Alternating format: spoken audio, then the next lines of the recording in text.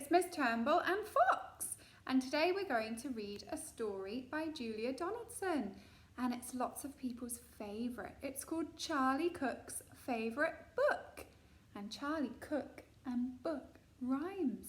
There's so many rhyming words in this story, so I really want you to listen for them because it's really good to know and hear the same sounds in words because it really helps you when you start reading. So here we go. There's a lovely bookshelf there with all the books that are in this story. So, Charlie Cook's favourite book. Once upon a time, there was a boy called Charlie Cook who curled up in a cosy chair and read his favourite book. About a leaky pirate ship which very nearly sank, and a pirate chief who got the blame and had to walk the plank. The chief swam to an island and went digging with his hook. At last he found a treasure chest, and in it was a book.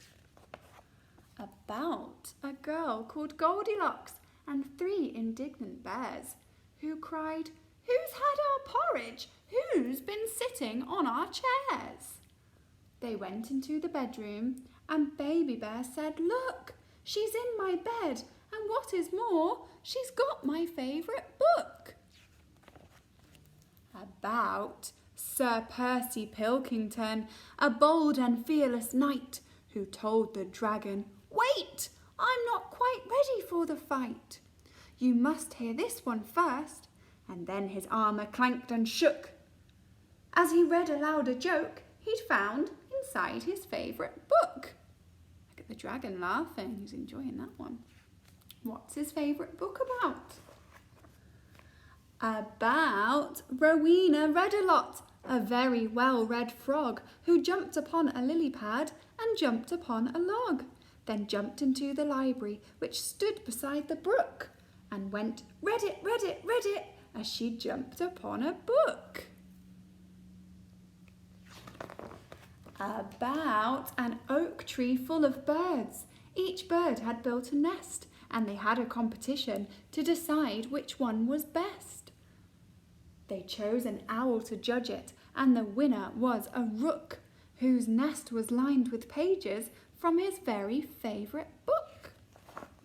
About a girl who saw a flying saucer in the sky. Some small green men were in it, and they waved as they flew by. She tugged her mother's sleeve and said, "Look, Mum, what I've just seen." But Mum said, "Hush, I'm trying to read my favourite magazine." About a wicked jewel thief who stole the king's best crown, but then got stuck behind some sheep which slowed his car right down. The king dialed 999, and soon the cops had caught the crook and flung him into prison where he read his favourite book. About a greedy crocodile who got fed up with the fish and went on land to try to find some other kind of dish. Oh no, he wants to eat that man. He went into a bookshop and he there grew even greedier while reading on page 90 of a large encyclopedia.